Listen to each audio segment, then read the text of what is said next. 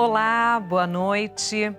Recolhidos em casa, chegamos à metade do mês de junho. Um longo período de confinamento e de reflexão para todos nós.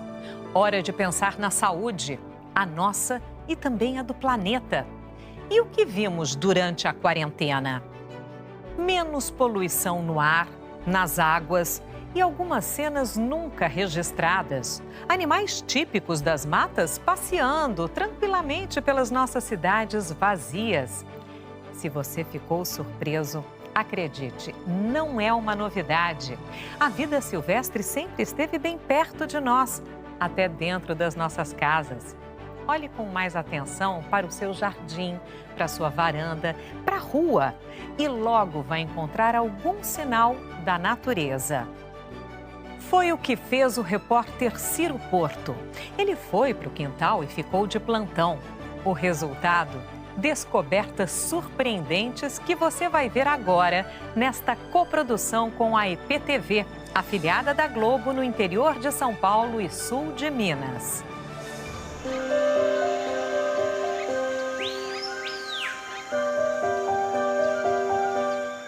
Amazônia,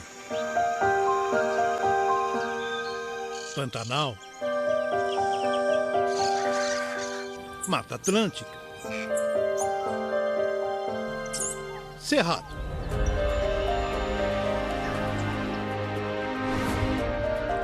Lugares onde existe natureza exuberante. Biomas que guardam todas as plantas, todos os bichos.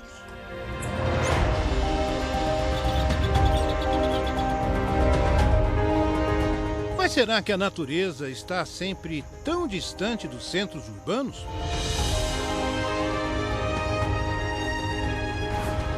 Ou é só uma questão de olhar com mais atenção e ver o que acontece ao lado da gente? Seja nas cidades, nas praças e até no quintal das casas. Há cerca de 2 anos e meio nós começamos a registrar os animais que aparecem aqui no quintal da minha casa. E com a quarentena por causa do Covid-19, surgiu um tempo para a gente organizar tudo e mostrar. Se prepare, você vai se surpreender com a quantidade de bichos que vive bem perto da gente.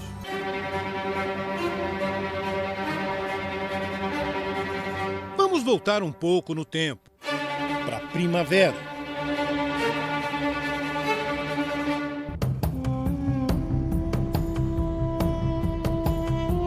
O sol passa a iluminar mais o hemisfério sul.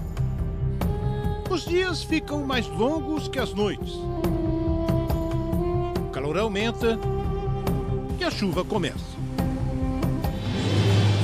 É a época da vida se renovar. Várias espécies de aves entram no período de acasalamento. Sabiás, tico-tico, corruíra, sanhaço. Uma variedade de aves inicia a cantoria para atrair as fêmeas.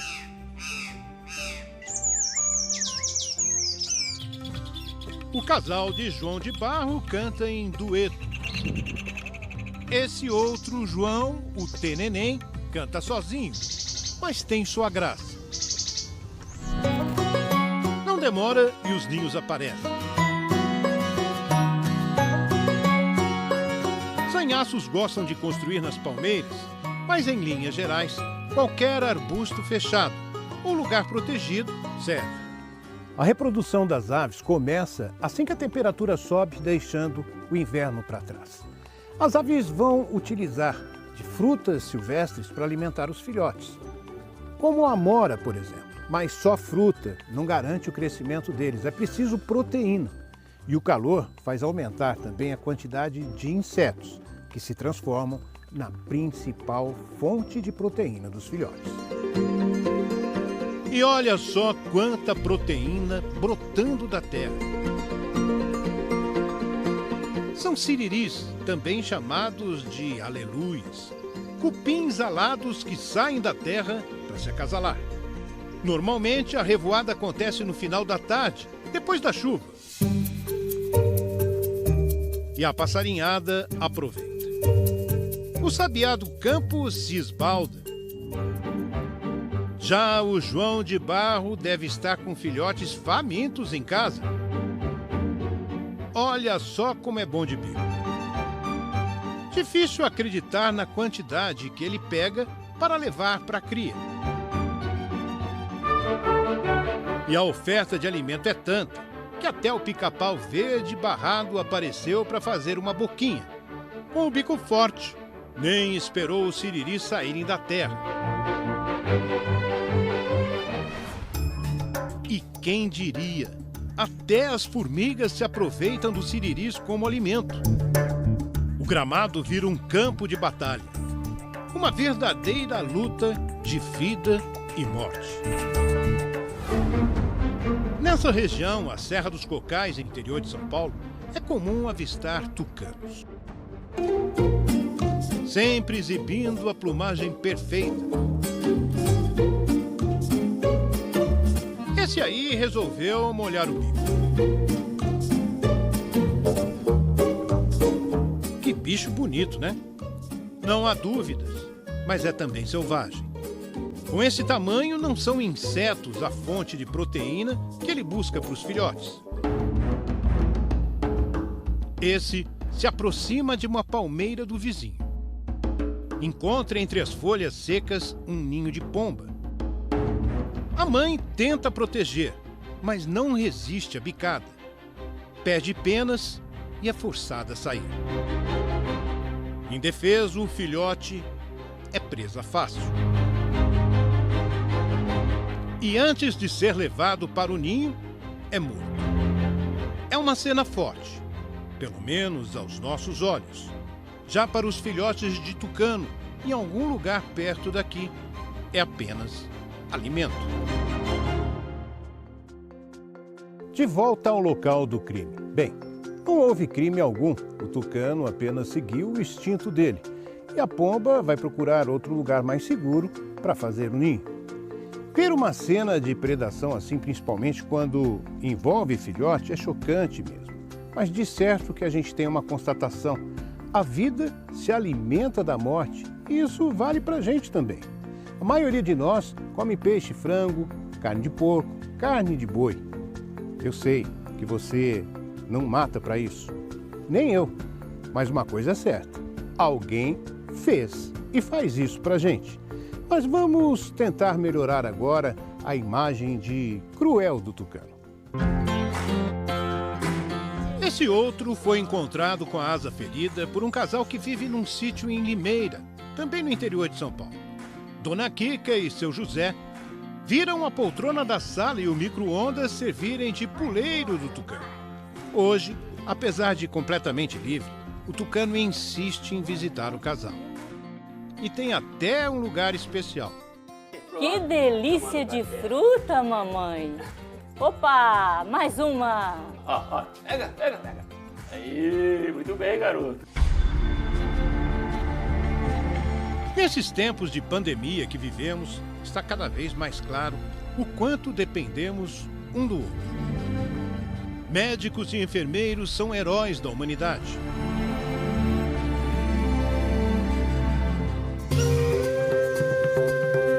E na natureza, eles também existem. O que seria das árvores atacadas por larvas e outras pragas se não fossem os pica-paus? São os enfermeiros das matas. Eles podem achar que estão só comendo, mas são fundamentais para a vida das árvores. Em outros casos, o ataque de pragas numa planta é fulminante. Veja essas folhas. As lagartas são vorazes e contra elas a palmeira é indefesa. Felizmente, as gralhas aparecem e o apetite delas resolve o problema.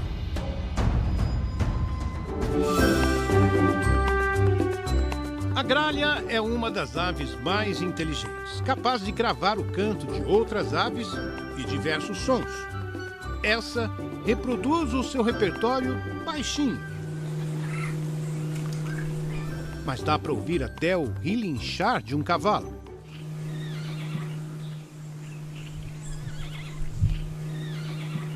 no Brasil, todas as gralhas, elas são parentes dos corvos, do corvo. Aquele corvo de filme de terror, do filme do Hitchcock, também Os Pássaros. Por elas serem parentes dos corvos, os corvos isso já é comprovado por várias pesquisas, eles são considerados uma das aves mais inteligentes que existem. O peso do cérebro corresponde para uma porcentagem muito grande do peso total do corpo. Maior que em outras aves. Um dos maiores entre as aves. Esse número nos corvos é tão impressionante que ele é comparável ao mesmo valor em grandes espécies de primatas, como orangotangos e outros animais super inteligentes próximos a gente, e também a cetáceos. Os cetáceos, que é o grupo formado pelas baleias e pelos golfinhos, eles também têm esses valores muito elevados.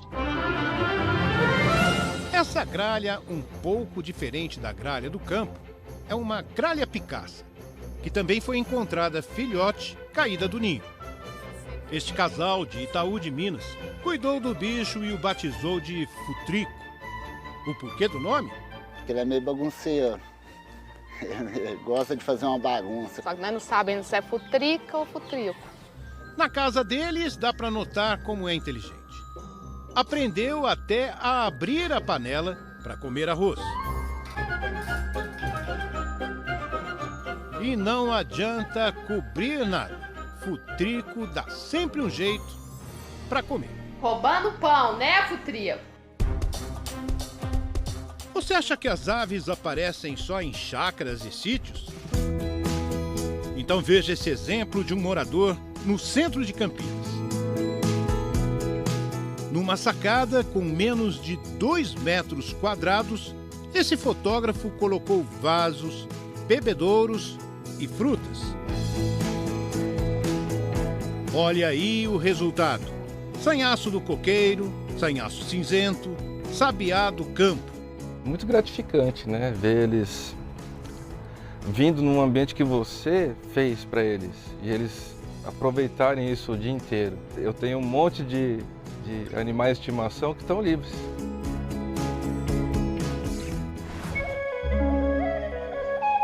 Esse lugar poderia chamar o Muro da Alimentação ou da Vida.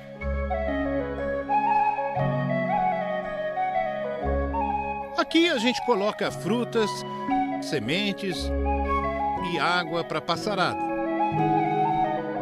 E podemos contemplar a beleza de cada um. Parecem sempre felizes. Comem, bebem e se refrescam.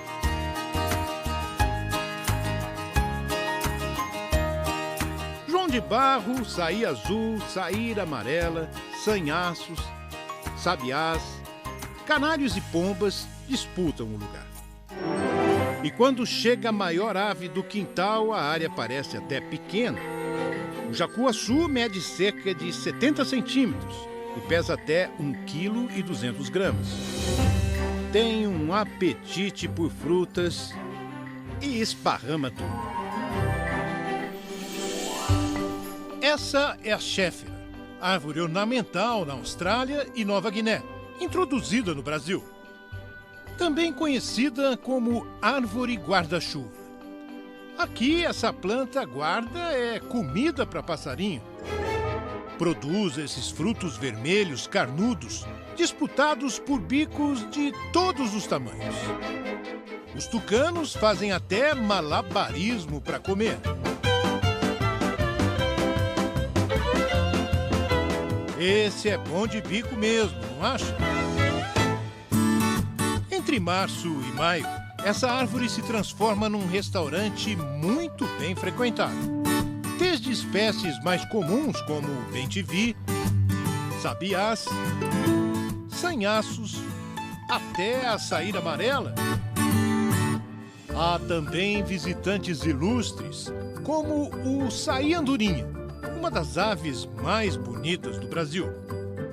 E a tesourinha da mata, espécie considerada vulnerável hoje em dia e exclusiva da Mata Atlântica. Outras árvores também atraem visitantes raros por essas bandas. Esse é o único registro do japu-guaçu.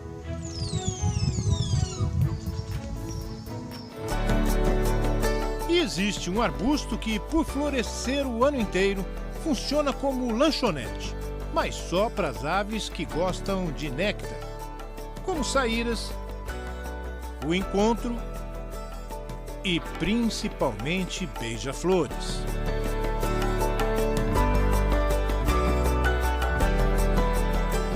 Eles só existem nas Américas e em nenhum outro lugar do mundo. São mestres de voo, capazes de parar no ar, voar de marcha ré. E fazem isso com a maior facilidade. É a rotina deles. Os beija-flores são aves com capacidades impressionantes, bailarinos do ar. São aves, vamos dizer assim, que vivem no extremo, né? No extremo para várias coisas. No extremo do dia a dia, de buscar alimento, de velocidade, parado, sem voar, o coração dele bate em média 250 vezes por minuto, que já é muita coisa quando você compara com o ser humano. Quando o beija-flor está voando, em algumas espécies, o número de batidas do coração por minuto chega a 1.260 vezes por minuto. Então ele vai de um extremo a um outro extremo, porque várias espécies de beija-flores, quando está muito frio, eles entram em torpor. É uma espécie de hibernação que eles fazem só durante a noite. O nível de batimento cardíaco deles chega a 50 vezes por minuto em algumas espécies. Ou seja, imagina um bicho com uma fisiologia, os órgãos, o coração especial capaz de 50 vezes de batimento de coração por minuto a 1.260 ao longo de um dia. É muito fantástico. No Brasil existem 83 espécies. Aqui em casa, já avistamos 10. De todas as espécies de aves que a gente já observou aqui, cerca de 50, existe uma estrela, na verdade uma das menores espécies de aves do mundo, o beija-flor estrelinha ametista. Tem um bem aqui, se alimentando dessas flores. De longe ele parece um besouro, só quando focamos bem de perto, dá para ver que é uma ave. Olha outro aí se confundindo com as folhas da jabuticabeira. A iridescência das penas da garganta faz refletir a cor ametista quando o sol bate. A ave parece acender. Mede apenas 8,5 centímetros, pesa cerca de 3 gramas, menos que uma moeda de 1 centavo. A fêmea não tem a cor ametista e é ainda menor. Pequeno, leve e extremamente veloz. As asas batem 80 vezes em apenas um segundo. É uma vibração. Olha só que sorte! Avistamos 2 machos do estrelinha ametista no alto da paineira. Por ser pequeno, esse beija-flor procura ficar longe de qualquer disputa com outros. Mas esses são do mesmo tamanho e a paz dura pouco.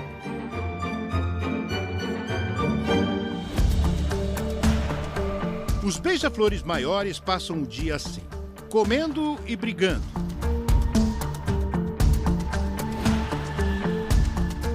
Os mais valentes do pedaço são o tesoura e o preto. Nenhum outro enfrenta os dois. Se os beija-flores já chamam a atenção pelo voo, parados não é diferente. O sol os transforma em joias da natureza. Brilham como pedras preciosas e revelam uma mistura de cores impressionante. Quando um beija-flor se alimenta de néctar numa flor, pode achar que está só comendo. Sem saber, ajuda a planta a se reproduzir, levando o pólen de uma flor a outra. A natureza não é só bonita, é perfeita.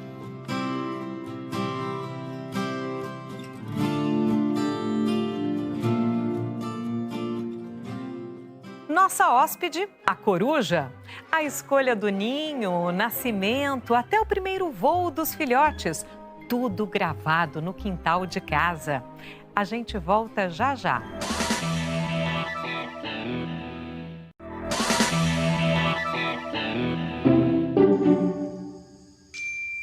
Um filhote de coruja no quintal? O que ele está fazendo aqui? Mistério a ser desvendado. Seria uma mensageira como no filme de Harry Potter? Claro que não. Mas se existe alguma mensagem, vamos ter que descobrir. Se tem filhote, deve haver um ninho por perto. Não deu outra. No tronco seco de uma palmeira morta, outro filhote. E logo avistamos os pais, um casal de corujinhas do mato. Devolvemos o filhote apressado ao ninho. E no dia seguinte, já não havia sinal de nenhum deles.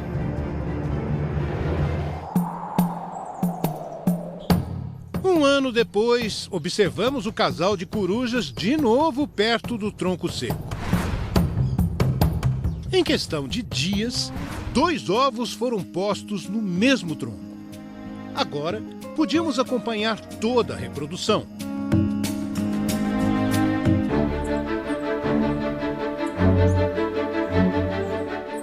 A choca dura quase um mês, período em que a fêmea sai do ninho apenas à noite e por poucos minutos.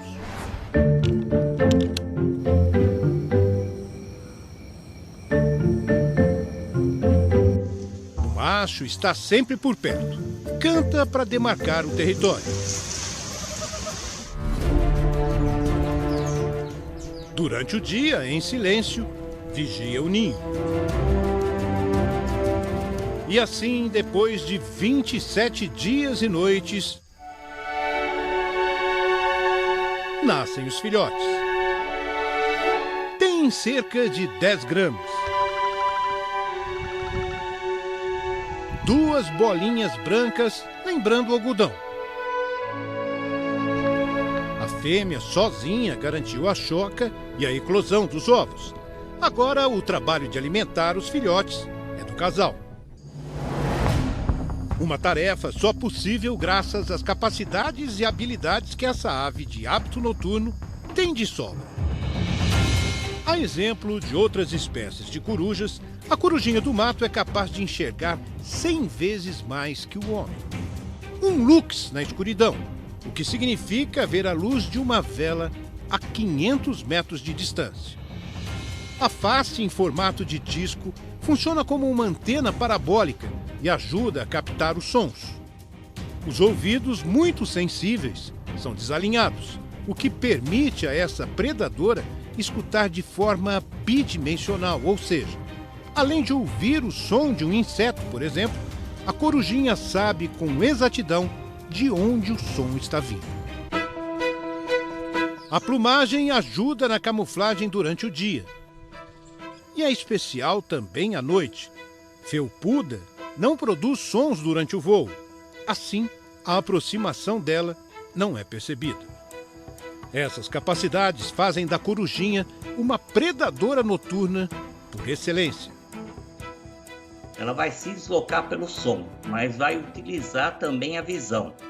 Vai utilizar a visão só quando ela se aproximar, mas a captação do som é fundamental e essa capacidade de, vamos dizer, formar uma imagem da exata localização da presa. Agora, sem dúvida também, isso serve para elas, para localização e defesa também, porque elas têm muitos predadores e muitos animais que atacam as corujas. E o casal agora precisa ser mesmo eficiente. Macho e fêmea vão ter que caçar muito para garantir o crescimento dos filhotes. Nos primeiros dias, a fêmea permanece quase o tempo todo no ninho, aquecendo os filhotes. E o macho se encarrega de trazer a comida para todos. O cardápio é variado. Besouros, grilos. O macho caça sem parar a noite inteira. Durante o dia, a ordem é vigiar. Os machos são que vocalizam mais do que as fêmeas, né? E eles têm essa função de proteção, vamos dizer, da área de exploração deles, né? Proteção do ninho, dos filhotes, da fêmea que está preocupada em chocar os ovos. Proteção é principalmente através da vocalização, para dizer assim, esse é meu território e eu tô aqui para proteger a minha prole. 2 semanas depois, os filhotes, já bem maiores, apresentam uma plumagem cinza e ainda permanecem no fundo do ninho. Mas a mãe já não passa o tempo todo aquecendo a cria e sai para caçar também. E a dieta muda. Os filhotes recebem mais proteínas, baratas, lagartixas e até uma perereca. Mas apesar da insistência, nenhum parece ter gostado.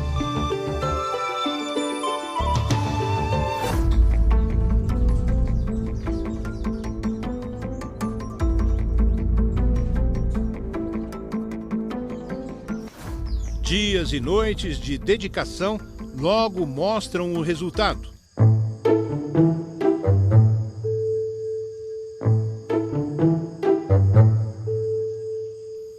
Três semanas após o nascimento, os filhotes dão o ar da graça.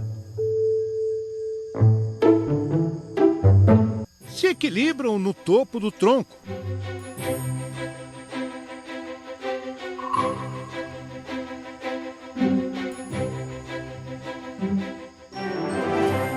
Sempre curiosos. Ora um, ora outro, volta para dentro do ninho. Quando os dois estão fora, o macho consegue até dividir a comida.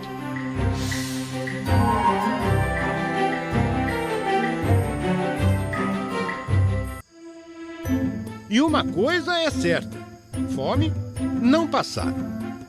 Tanto que às vezes os pais precisavam insistir.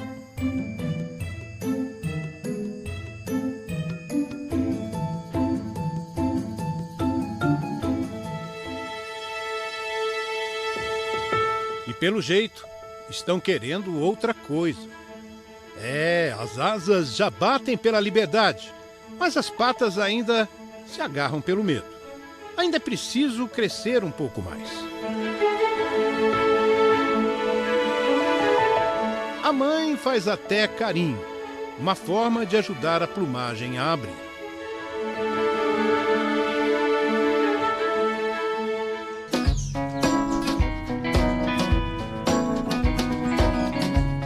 Depois de 27 dias do nascimento, um dos filhotes saiu do ninho, ou melhor, abandonou o ninho, já que para lá ele não vai mais voltar. Foi um voo relativamente curto, cerca de 30 metros, do tronco seco até essa árvore aqui. Mas é um voo muito significativo. Afinal, o filhote deixou a segurança e a proteção do ninho para se aventurar e enfrentar os desafios da vida. Os pais precisaram se desdobrar, cuidar do filhote apressado, sem descuidar do outro no ninho. Felizmente, na noite seguinte, o outro filhote também bateu asas durante uma chuva de madrugada. Só encontramos de manhã e olha só em que estado. Pronto, os pais ainda vão cuidar um pouco mais dos dois por alguns dias, mas já já vão descobrir a vida com as próprias asas. Há quem acredite que dão azar e até anunciam a morte. De certo, sabemos que são nossas aliadas. Se alimentam de bichos que podem ser pragas agrícolas. As pessoas não fazem ideia, mas quando se apagam as luzes na rua, o turno troca e várias espécies de corujas vivem nas cidades. Além da coruja do mato, a gente tem a suindara, a gente tem a coruja orelhuda e por aí vai. E nas cidades elas têm um papel importantíssimo na predação de roedores. A coruja do mato se alimenta principalmente de insetos, incluindo baratas e outros insetos, mas também às vezes de pequenos roedores como camundongos e por aí vai. Então elas têm esse papel importantíssimo no controle da natureza. É um controle natural de pragas? É um controle natural de pragas que você não precisa ligar e não precisa apagar. As corujas são também símbolos da sabedoria. E essas corujinhas do mato nos deram uma lição. Quem diria o que aos nossos olhos era apenas um tronco de uma palmeira morta, sem utilidade. Os olhos de quem enxerga até no escuro viram um berçário da vida. E é bom não se esquecer a lição da escola. Na natureza, nada se perde, nada se forma. Tudo se transforma.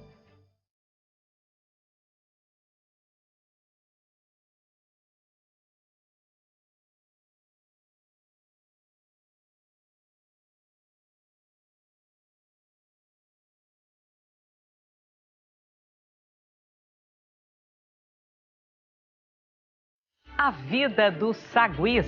Como vivem os primos dos célebres micos-leões? Você sabia que toda a família ajuda a cuidar dos filhotes? É daqui a pouquinho.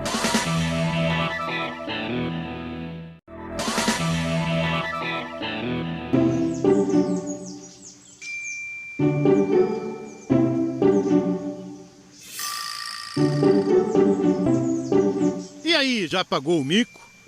Aqui a gente não paga, e sim pega imagens de micos. E cada cena... O mico de tufo preto, também chamado de sagui estrela, por causa dessa mancha branca na cabeça, é como se fosse o primo pobre do mico-leão dourado.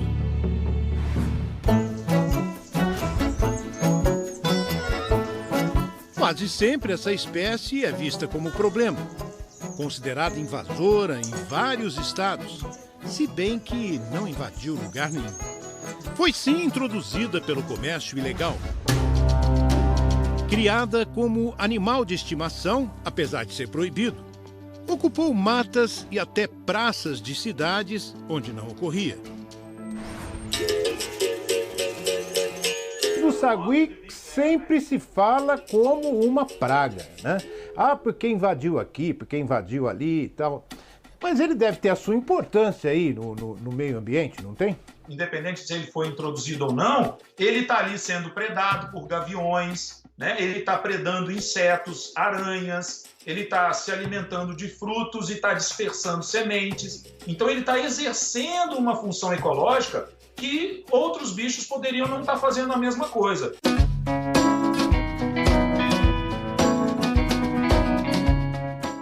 Eles se alimentam de insetos na copa das árvores, atacam ninhos, comem ovos, filhotes e raspam os troncos para comer goma.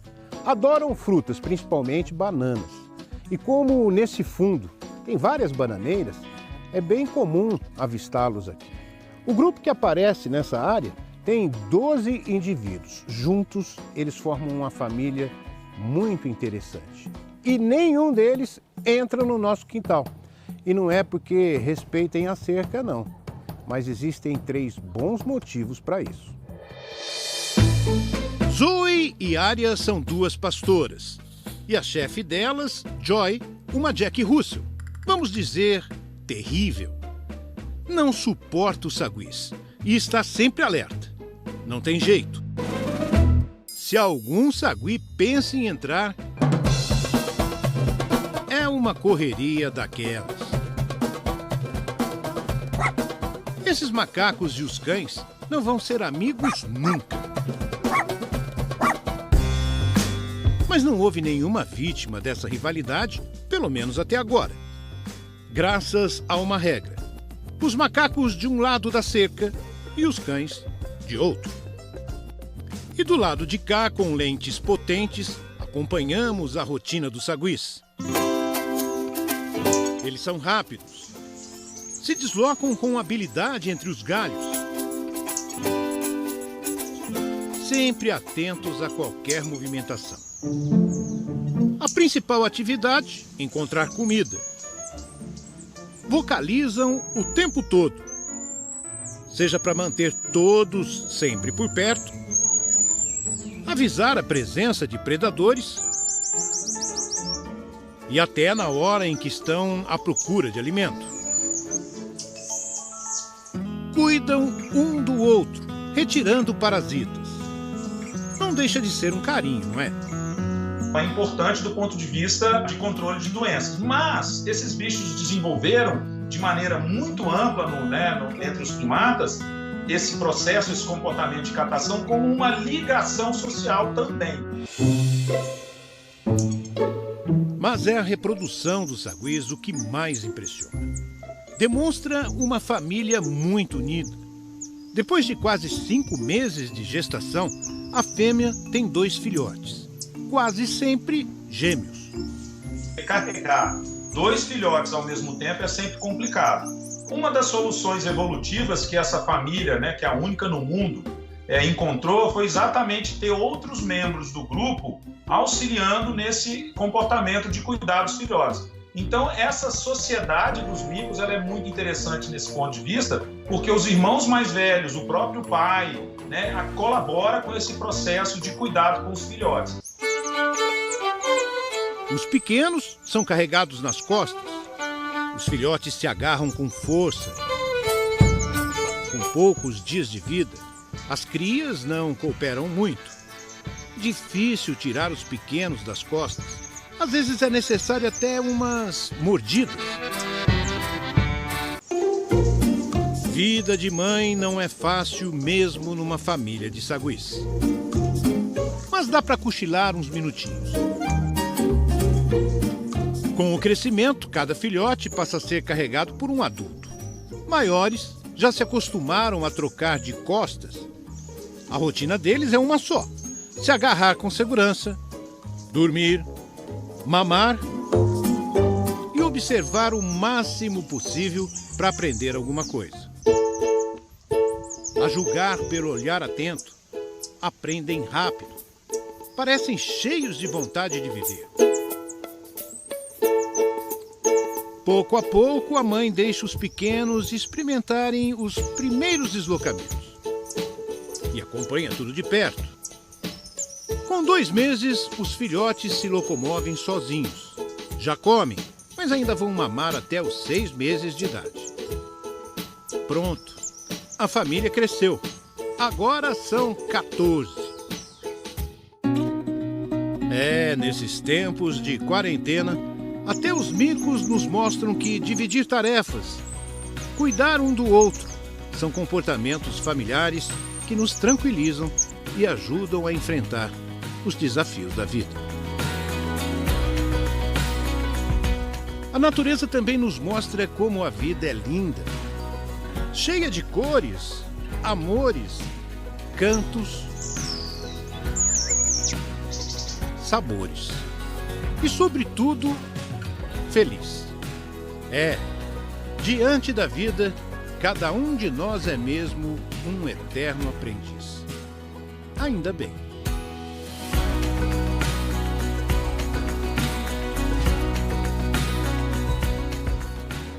O Globo Repórter termina aqui. Agora tem cinema especial com o filme De Pernas pro Ar 3. Muito bom! Eu te espero na sexta-feira que vem. Uma boa noite, um excelente fim de semana e, se possível, fique em casa.